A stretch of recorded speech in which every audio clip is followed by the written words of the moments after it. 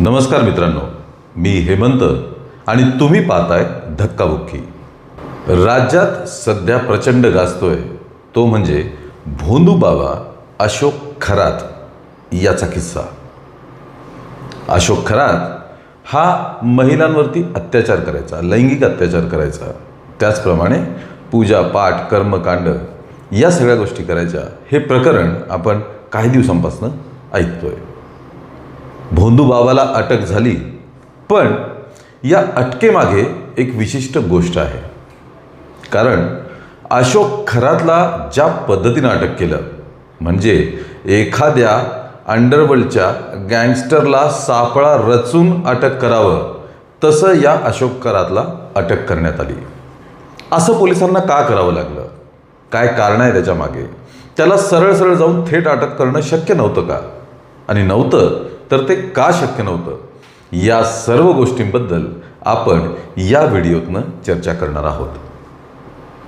अशोक खरात, ज्याला कॅप्टन खरात असं सुद्धा म्हटलं जातं, त्याची स्टोरी तुम्हाला माहिती असेलच, पण आपण अगदी थोडक्यात ती पाहूया। अशोक खरात सर्वात अगोदर चर्चेत आला ते त्याच्या राजकीय कनेक्शन्समुळे।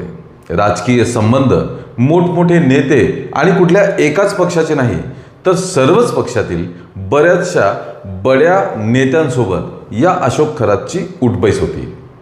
हे नेते अशोक खरातला त्याच्या ऑफिसवर जाऊन त्याला भेटायचे, त्याला हात दाखवायचे, भविष्य माहिती करून घ्यायचे। इतकंच नाही तर त्याच्यासोबत पूजापाठ देखील करायचे।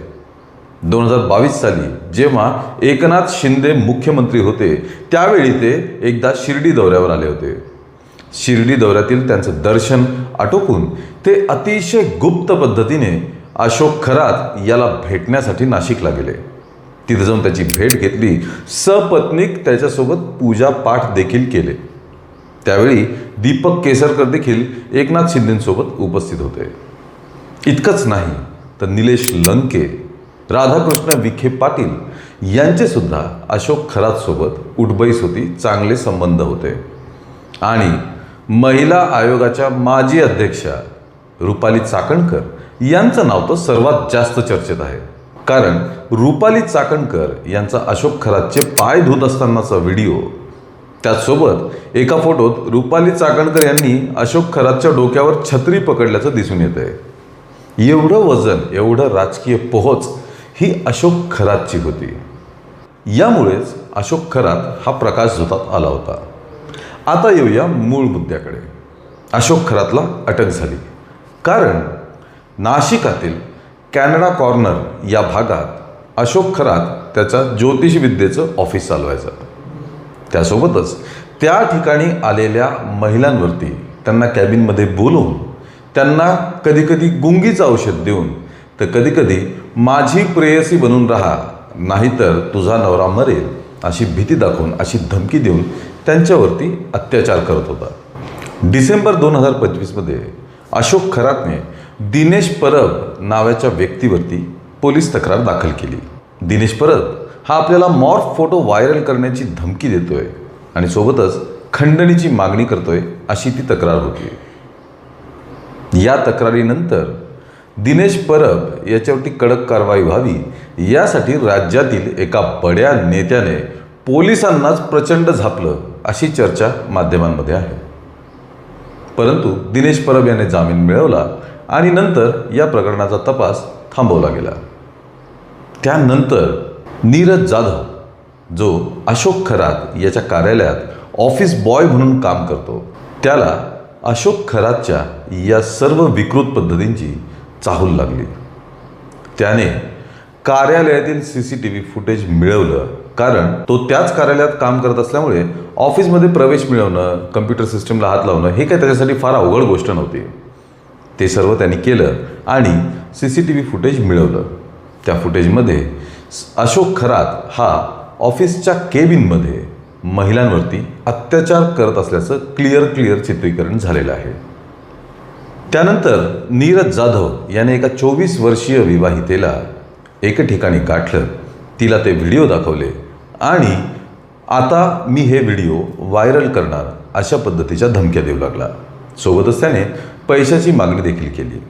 तेव्हा या विवाहितेने अशोक खरात याला हा सर्व प्रकार सांगितला. अशोक खरातने त्या महिलेला नीरज जाधव यावर पोलीस तक्रार करण्याचा सल्ला दिला. तिने पोलीस तक्रार केली. मग अशोक खरात आणि ही महिला आपल्याला घाबरत नाही आहे, आपल्याला भीक घालत नाही आहे, त्यामुळे खंडणी आपल्याला मिळते का नाही मिळते अशी शंका नीरज जाधवला यायला लागली. त्याने थेट अशोक खरात याच्याकडे सुद्धा खंडणीची मागणी केली होती. हे दोन्ही प्रयत्न फसल्यानंतर नीरज जाधव याने एका 35 वर्षीय महिलेच्या मेव्हण्याला तिचे काही व्हिडिओज पाठवले जे अशोक खरात सोबतचे त्याच्या ऑफिसमधले होते. त्या महिलेच्या मेव्हण्याने या महिलेला सरळ सरळ अशोक खरात याच्या विरोधात पोलिसात तक्रार देण्याचा सल्ला दिला आणि तशी तक्रार दाखलसुद्धा झाली. आणि इथूनच अशोक खरातच्या सर्व कांडांना बिंग फुटलं. मग पुढे पोलिसांनी अशोक खरातला अटक केली आणि त्याच्या ऑफिसची झडती घेतल्यानंतर तिथे एक पेनड्राईव्ह सापडला. त्या पेनड्राईव्हमध्ये 58 आक्षेपार्ह व्हिडिओ अशोक खरातचे महिलांसोबतचे आहेत. माध्यमातील आणि प्रसारमाध्यमातील चर्चेनुसार हा आकडा 100च्या वर सुद्धा असू शकतो. पण या सर्व प्रकरणात एक गोष्ट अशी आहे की अशोक खरातला ज्या पद्धतीने अटक केलं त्याबद्दल बरीच चर्चा होतीये. 17 मार्च रोजी पोलिसांनी अशोक खरात याच्या घरात एंट्री घेतली.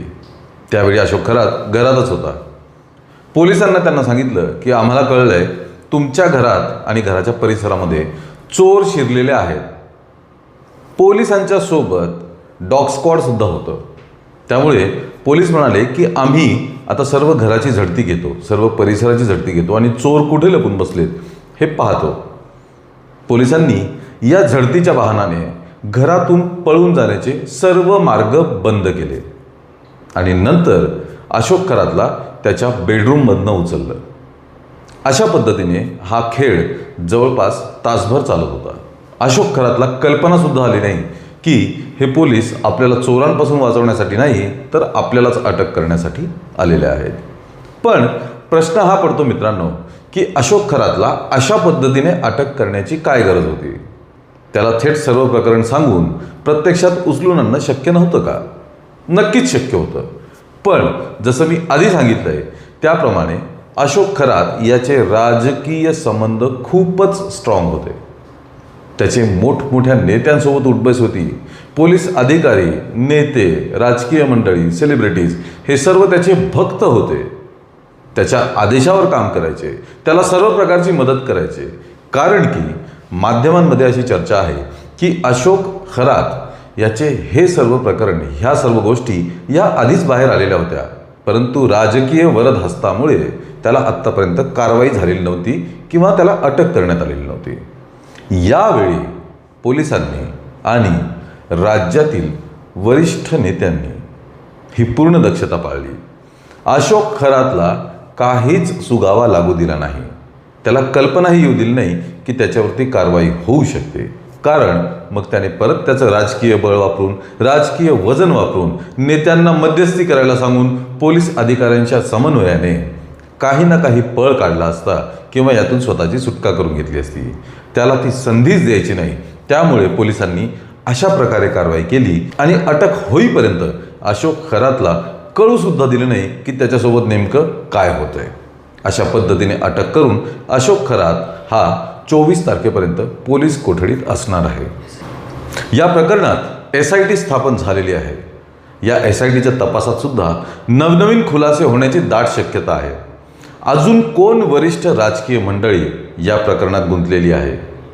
अजून कोण नेते अशोक खरातशी संबंधित आहेत? अशोक खरातचे कोणत्या वरिष्ठ लोकांसोबत संबंध आहेत? हे सर्व या SITमधनं बाहेर येण्याची दाट शक्यता आहे.